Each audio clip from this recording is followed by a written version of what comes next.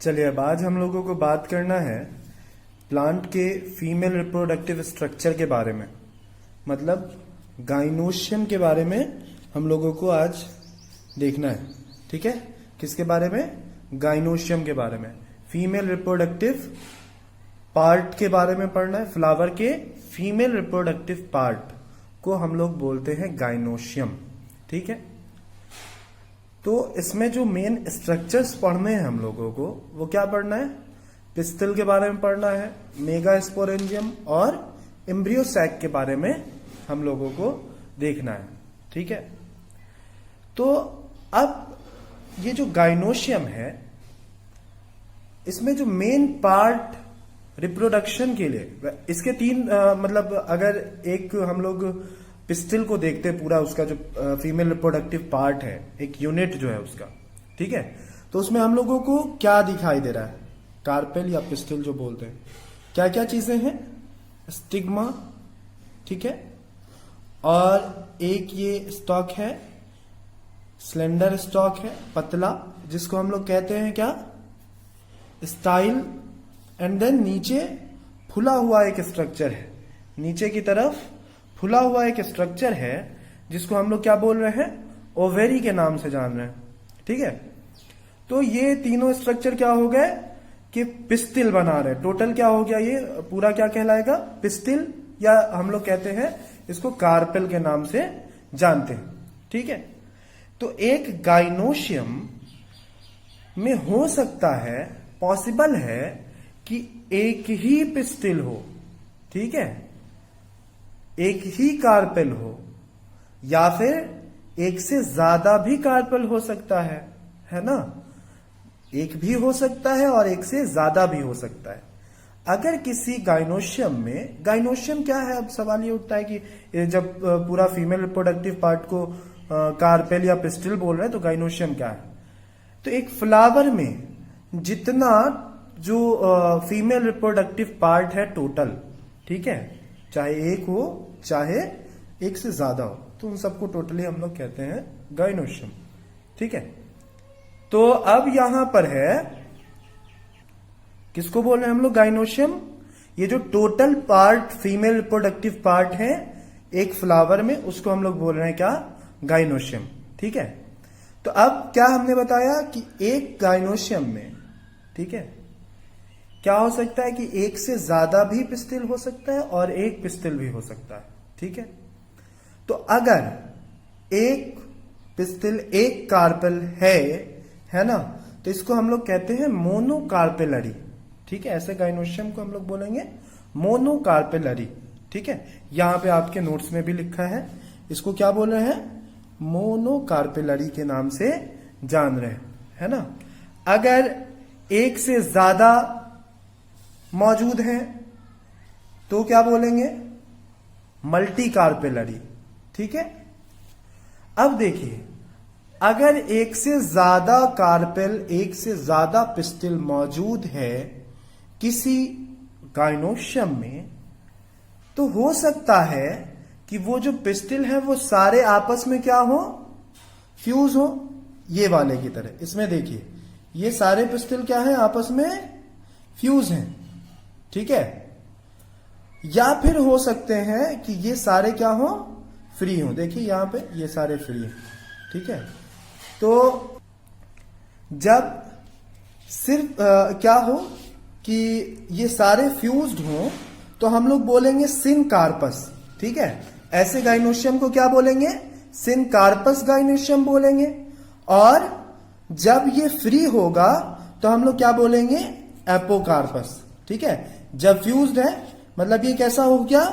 Syncarpous, और ये कैसा हो गया? एपोकार्पस। ठीक है, ये आपको दिखा दिया गया है ओव्यूल का स्ट्रक्चर। ठीक है, तो इसको फिर से आगे हम लोग देखेंगे, है ना? अभी इन तीनों पे बात कर रहे हैं। ठीक है, तो आपने यहां तक देख लिया क्या क्या? ये तो टोटल आपको दिखा दिया गया एक पिस्टिल को, है ना?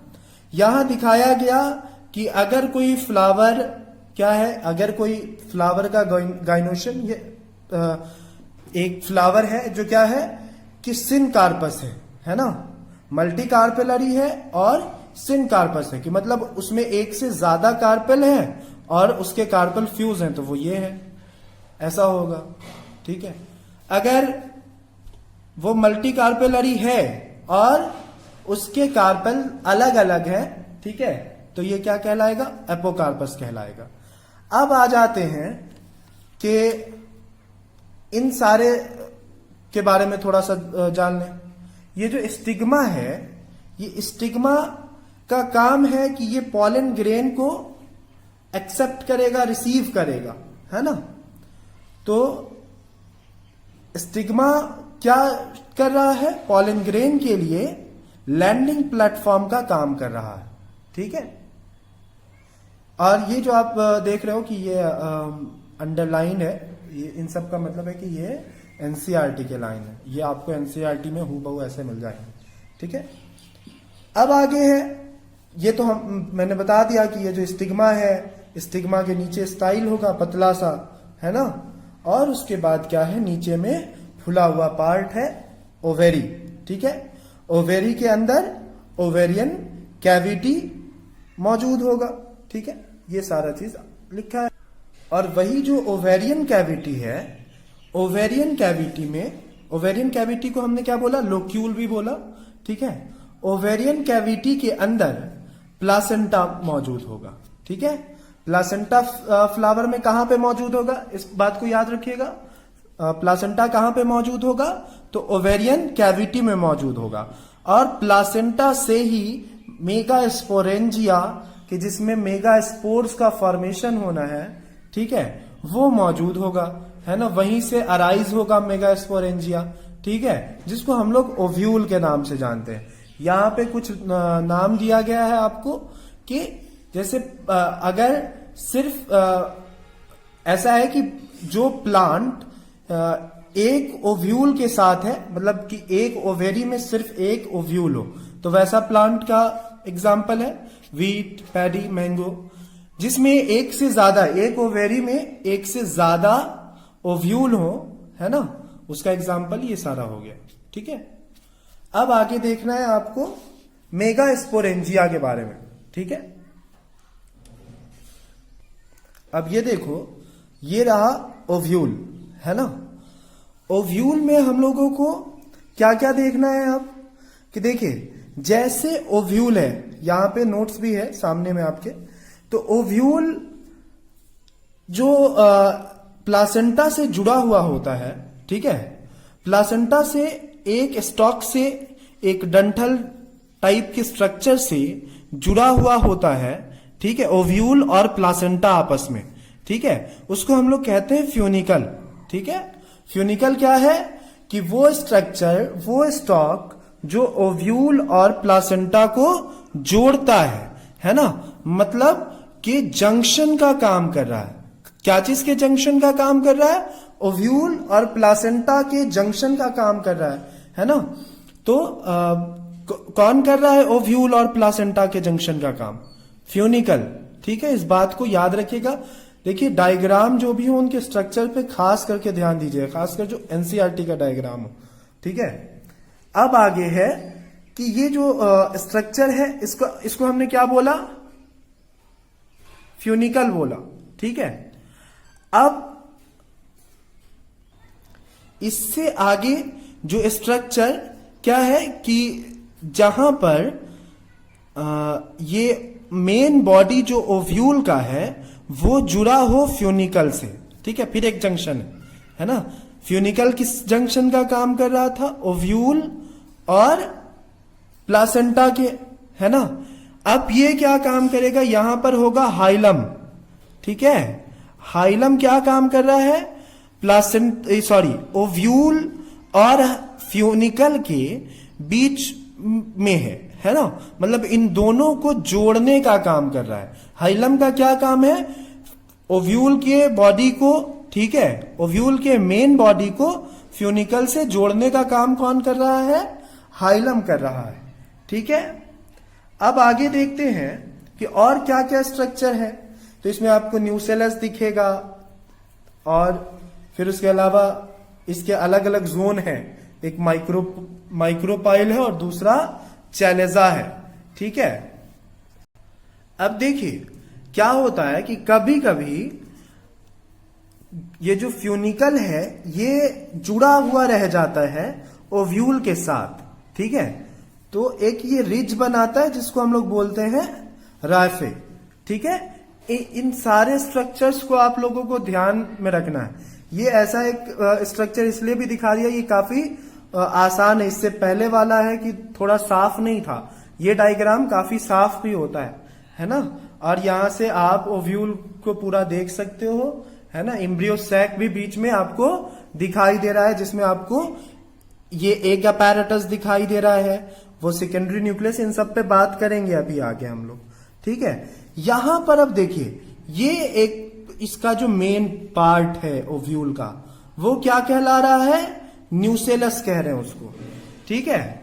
इस मेन पार्ट को, मेन बॉडी जो इसका है, इसको क्या कह रहे हैं हम लोग, न्यूसेलस कह रहे हैं। न्यूसेलस एक पैरेन्काइमेटस टिश्यू है ना। पैरेन्काइमेटस टिश्यू में आपने उसका एक फंक्शन पढ़ा होगा, है ना, कि इसका एक फंक्शन ये भी है कि ये फूड स्टोरेज करता है, ठीक है। तो ये जो फीमेल का ये जो एम्ब्रियो सैक है, एम्ब्रियो सैक को फूड प्रोवाइड, न्यूट्रिशन प्रोवाइड करेगा कौन, न्यूसेलस। एम्ब्रियो सैक को न्यूट्रिशन कौन प्रोवाइड करेगा, न्यूसेलस प्रोवाइड करेगा, ठीक है। अब देखिए ये जो न्यूसेलस है, न्यूसेलस के डेवलपमेंट के बेसिस पर, ये जो पार्ट है इसके डेवलपमेंट के बेसिस पर हम लोग देखिए ओव्यूल को अलग अलग बेसिस पे क्लासिफाई कर सकते हैं।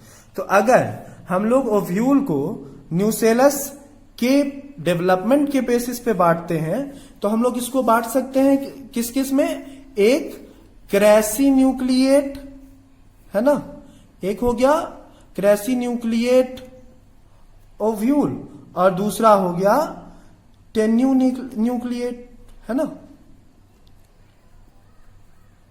अब ये क्या है, क्रेसी न्यूक्लिएट का मतलब हो गया कि वैसा ओव्यूल कि जिसका न्यूसेलस वेल डेवलप्ड हो, है ना। वेल डेवलप्ड न्यूसेलस वाला, वेल डेवलप्ड न्यूसेलस वाले ओव्यूल को हम लोग कहते हैं क्रेसी न्यूक्लिएट, ठीक है। क्रेसी न्यूक्लिएट कैसा ओव्यूल हो गया, वैसा ओव्यूल कि जिसमें न्यूसेलस अच्छे से डेवलप्ड हो। जिसमें कम डेवलप्ड हो उसको कहते हैं हम लोग टेन्यू न्यूक्लिएट, है ना, पुअरली डेवलप्ड, ठीक है। पुअरली डेवलप्ड न्यूसेलस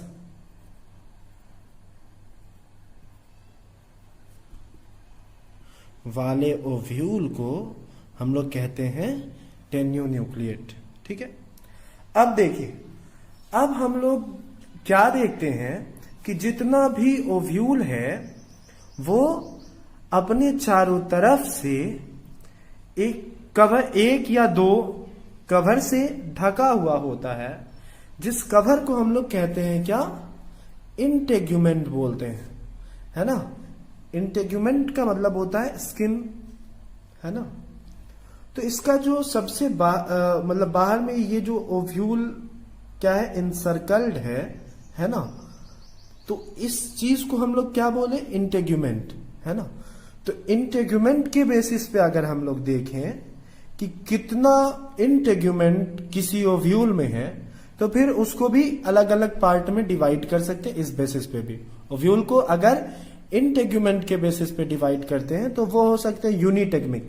यूनिटेग्मिक मतलब कि सिर्फ एक इंटेग्यूमेंट वाला। देखिए हम हमेशा कहते हैं कि बायोलॉजी बहुत आसान है, टर्म्स पे अगर ध्यान दे दें आप तो, है ना। तो यूनिटेग्मिक मतलब कि सिर्फ एक इंटेग्यूमेंट वाले ओव्यूल को यूनिटेग्मिक ओव्यूल बोलते हैं, ठीक है। जिम्नोस्पर्म्स में होता है मेनली, है ना। उसके अलावा बाइटेग्मिक की बात करते हैं, है ना। बाइटेग्मिक मतलब कि वैसा ओव्यूल कि जिसमें इंटेग्यूमेंट एक से ज्यादा हो। यहां पे जैसे दिख रहा है 2 इंटेग्यूमेंट है ना। तो जब एक से ज्यादा कहने का मतलब 2 हो, सीधी बात 2, बाइटेग्मिक लगा है तो 2 हो इंटेगुमेंट, तो वैसे ओव्यूल को क्या बोलेंगे? बाइटेगमिक। फिर अगर हम लोग देखते हैं अटेगमिक, तीसरा है अटेगमिक। अटेगमिक का मतलब क्या है कि जिसमें इंटेगुमेंट हो ही ना, है ना, ओव्यूल विदाउट इंटेगुमेंट। ठीक है, देखिए क्या क्या देखा हमने? यूनिटेगमिक, यूनिटेगमिक। यूनिटेगमिक का क्या मतलब पता चला? कि एक इंटेगुमेंट है ओव्यूल में, ओव्यूल के ऊपर मतलब।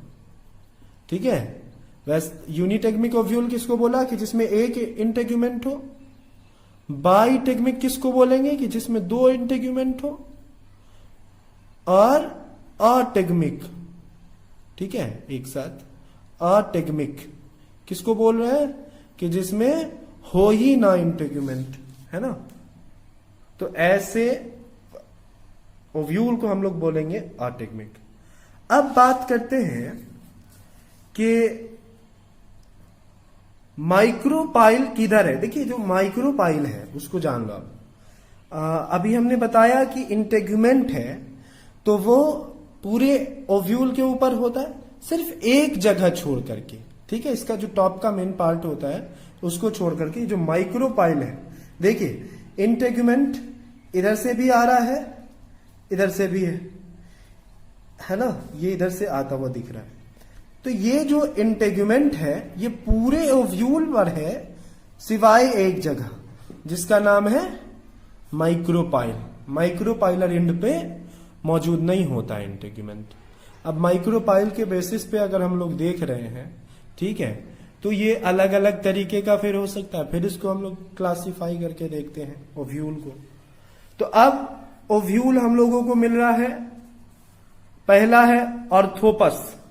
ठीक है, जिसमें क्या है कि स्ट्रेट लाइन में, देखिए स्ट्रेट लाइन में जब क्या हो, माइक्रोपाइल, चाइलेजा और फ्यूनिकल सब एक स्ट्रेट लाइन में हो, तो ऐसे ओव्यूल को हम लोग बोलेंगे ऑर्थोपस। अब है सर्काइनोट्रोपस, है ना। तो ये क्या है कि ओव्यूल टर्न हो जाएगा 360 डिग्री पे। ठीक है, दिस वन। तो ये सर्काइनोट्रोपस हो गया। ठीक है, अब आइए अब आगे देखते हैं एनाट्रोपस। एनाट्रोपस के बारे में इसलिए ध्यान रखिएगा, ये जो ओव्यूल है, यहां जो ओव्यूल दिखा आपको, ये ओव्यूल एनाट्रोपस ही है। और ज्यादातर जो एंजियोस्पर्म्स है, 82% एंजियोस्पर्म्स में क्या होता है? एनाट्रोपस ओव्यूल होता है।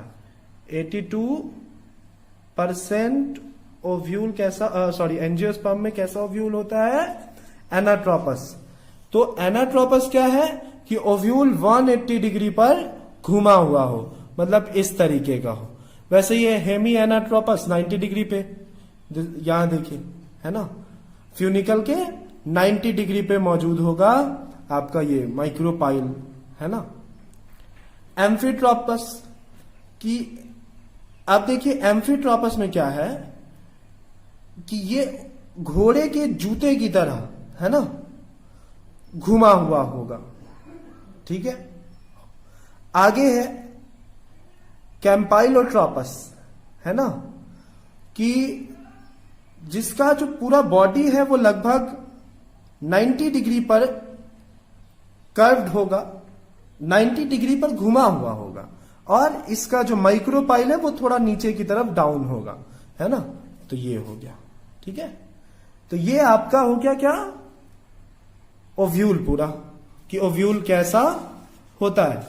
ठीक है, अब जो नया टॉपिक हम लोगों को देखना है वो है मेगास्पोरोजेनेसिस।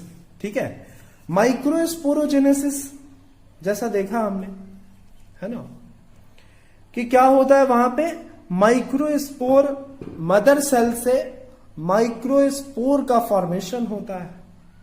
ठीक है, वैसे ही यहां पर मेगास्पोर, मदर सेल से मेगास्पोर का फॉर्मेशन होना है। ठीक है, तो अब देखिए इसमें क्या होना है कि माइक्रोपाइलर इंड के पास से, है ना, कोई पार्ट, कोई एक सेल डिफरेंशिएट हो जाएगा और बाकी दूसरे सेल से वो अलग हो जाएगा, ठीक है। ये सेल कैसा सेल होगा? आर्कीस्पोरियल सेल होगा, ठीक है। ये स्पोर प्रोड्यूस करने की कैपेबिलिटी रखने वाला सेल होगा, ठीक है। तो एक सेल क्या होगा? माइक्रोपाइलर इंड से डिफरेंशिएट होगा और डिफरेंशिएट होने के बाद ये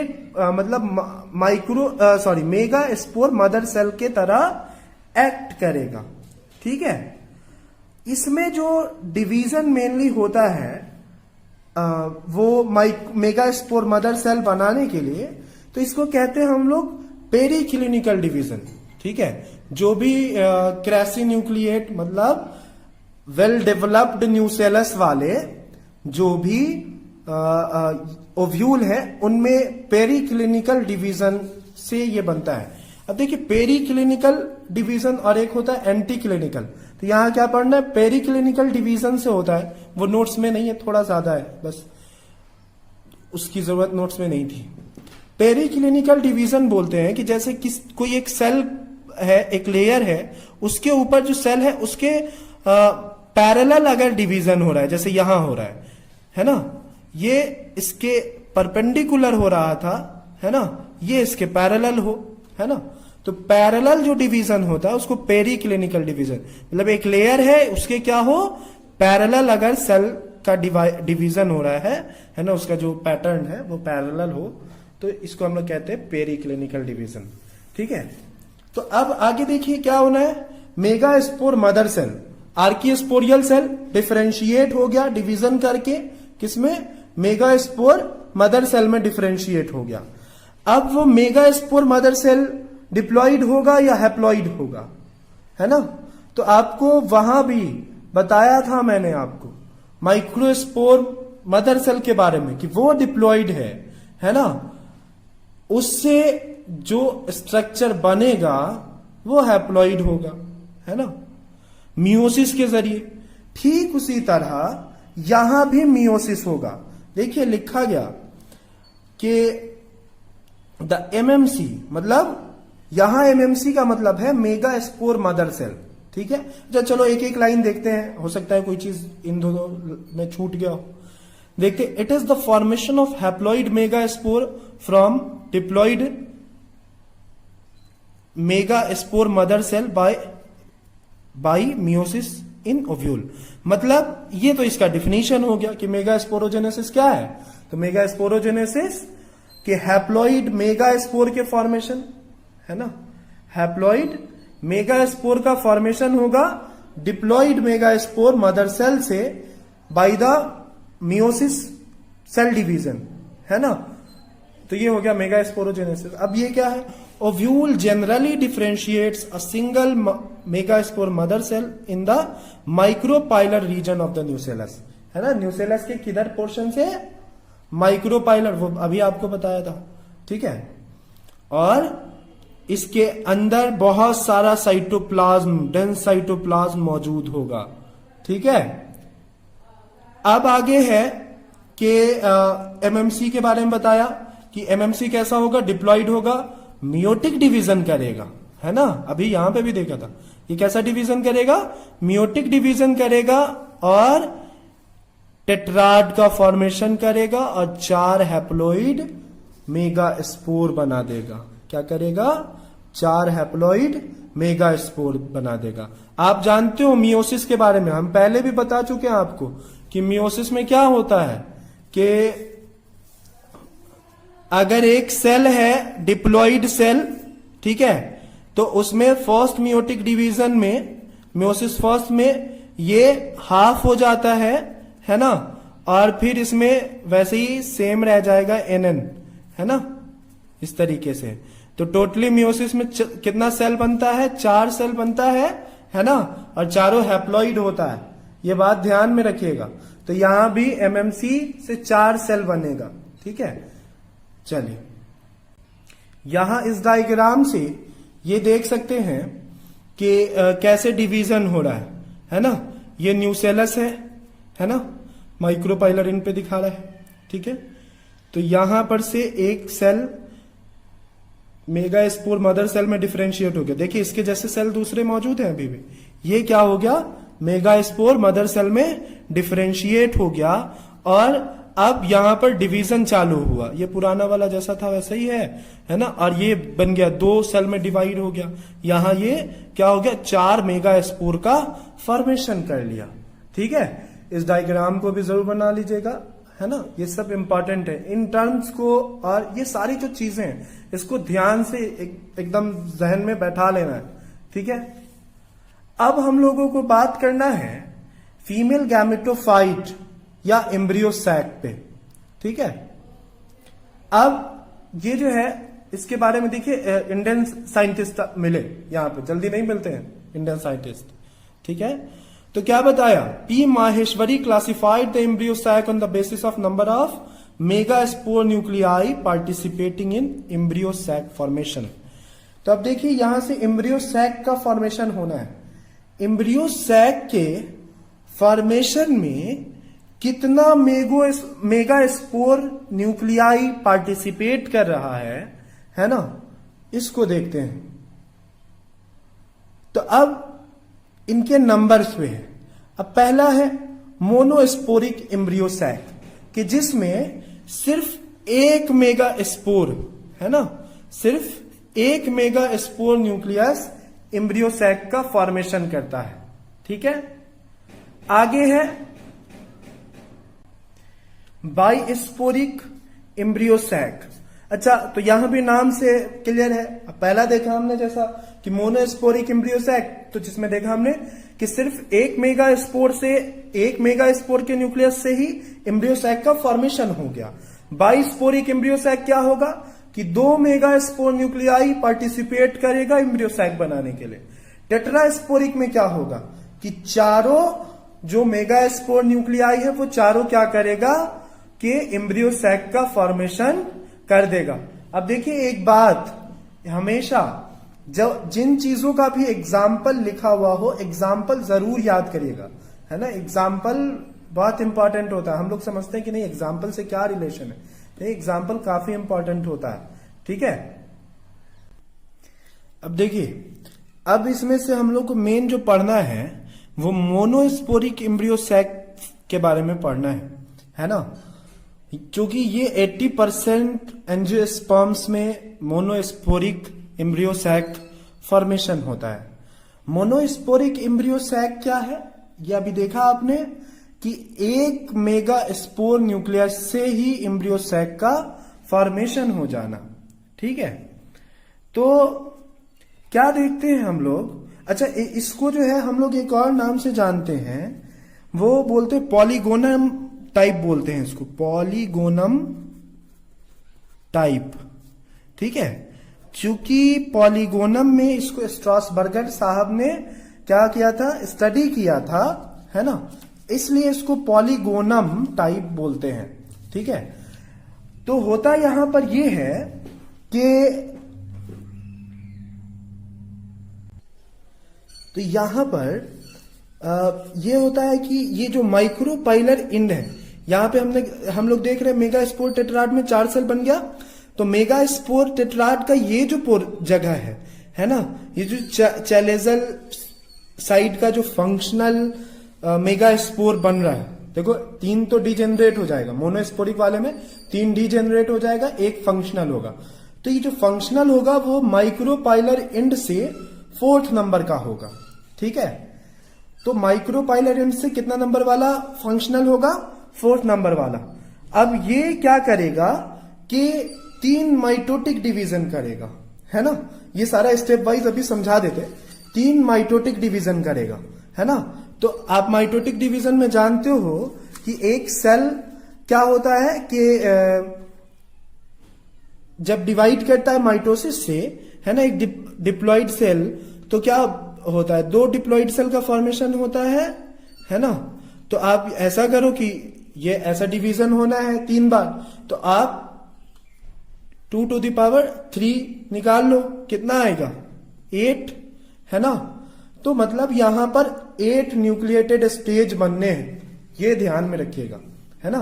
8 न्यूक्लियस अभी बनेगा 3 माइटोटिक डिवीजन के रिजल्ट में, ठीक है। अब चलो, अब आगे स्टेप वाइज देखते हैं हम लोग कि कैसे क्या क्या हो रहा है। चलो तो पहला पॉइंट पढ़ते हैं यहां से। The megaspore grows in size and divides by mitosis to form 2 nucleate cell, ठीक है। तो ये जो फंक्शनल मेगा स्पोर है ये साइज में ग्रो करेगा और माइटोसिस डिवीजन करेगा। ध्यान में रखिएगा ये सारा बात। क्या उससे क्या होगा कि एक सेल से 2 न्यूक्लिएट सेल हो जाएगा वो, है ना। एक न्यूक्लियस वाले सेल से यूनिन्यूक्लिएट सेल से बाई न्यूक्लिएट सेल हो जाएगा, ठीक है। अब ये जो 2 न्यूक्लियस वाला सेल हो गया, ये एम्ब्रियो सैक का फॉर्मेशन करेगा जो फीमेल गैमेटोफाइट होगा, है ना। अब देखिए आगे, each nucleus moves to either poles and divides there twice to form 8 nucleate embryo sac, है ना। मतलब क्या होना है कि ये जो दोनों न्यूक्लियस था ये अलग अलग चला गया, ठीक है, अलग अलग पोल पे चला गया और ये क्या करेगा कि फाइनल पूरा 2 बार और डिवाइड करेगा, है ना। तो ये हो जाएगा 8 न्यूक्लिएट एम्ब्रियोसाइट। दोनों तरफ से, दोनों पोल से एक एक न्यूक्लियस सेंटर में आ जाएगा, जो सेंट्रल सेल का 2 न्यूक्लियस होगा, जिसको हम लोग पोलर न्यूक्लियाई बोलते हैं, ठीक है। देखिए यहां लिख दिया 1 nucleus each from both pole migrate to centre, their nuclei is termed as polar nuclei, है ना। मतलब दोनों पोल से। अब देखिए जो मेन आया था 2 न्यूक्लिएट सेल बना, 2 न्यूक्लिएट सेल में से आपने देखा क्या कि ये दोनों अलग अलग पोल पे चला गया। एक माइक्रोपाइलर पोल पे क्या है ना, माइक्रोपाइलर एंड पे, एक चैलाजल एंड पे चला आया, ठीक है। तो ये अलग अलग हो गया, ठीक है। अब दोनों में क्या देखा हमने कि जो अलग गया, दोनों में 2-2 बार डिवीजन हुआ, माइटोटिक डिवीजन। तो वो अब 4-4 हो गया, है ना। टोटल कितना न्यूक्लियस हो गया? 8 न्यूक्लियस हो गया। उन दोनों में से एक एक न्यूक्लियस, दोनों पोल से एक एक न्यूक्लियस क्या हो जाएगा, निकल के सेंटर में आएगा, जिसको हम लोग क्या बोलेंगे, पोलर न्यूक्लियाई बोलेंगे, ठीक है। अब देखिए आगे कि एक माइक्रोपाइलर एंड पे क्या मौजूद रहेगा, एक अपैरेटस मौजूद होगा। माइक्रोपाइलर एंड पे क्या मौजूद होगा, एक अपैरेटस। उसमें क्या होगा, एक सेल होगा और 2 सिनर्जिड सेल्स होंगे। ध्यान में रखिएगा क्या क्या चीजें हैं एकदम, कि ये जो टोटल है उनमें से क्या क्या हुआ। 2 न्यूक्लियस तो पोलर न्यूक्लियाई हो गया, 3 न्यूक्लियाई उसमें से किधर हो गया, माइक्रोपाइलर एंड पे जो है उनमें एक अपैरेटस, वो तीनों कहलाएगा एक अपैरेटस, जिसमें से एक सेल होगा और 2 सिनर्जिड सेल मौजूद होगा, ठीक है। अब आगे है जो चैलाजल एंड पे सेल्स 3 बच गए, वो सारे क्या कहलाएंगे, एंटीपोडल सेल्स कहलाते हैं, ठीक है। चलो अब आगे देखते हैं। इसी मेगा स्पोरोजेनेसिस का 2 स्ट्रक्चर है, मतलब ये दोनों, एक ये एनसीईआरटी वाला डायग्राम हो गया, है ना, जिसमें आप देख सकते हो कि ये 2 न्यूक्लियस है, दोनों अलग अलग पोल पे चला गया, है ना। ये एक पहला माइटोटिक डिवीजन दोनों किया तो 4 हो गया, फिर दूसरा माइटोटिक डिवीजन दोनों किया तो 8 हो गया, है ना। एंड फाइनली अब यहां पे क्या हो गया कि 3 इधर सेल हो गए, 3 इधर सेल हो गए, और ये दोनों बीच में पोलर न्यूक्लियाई। अब ये जब पूरा मैच्योर हो गया, पूरा तरीके से तैयार हो गया, तो अब यहां देख लो, ये चैलाजल एंड पे ये 3 सेल हो गए एंटीपोडल सेल्स, ये हो गया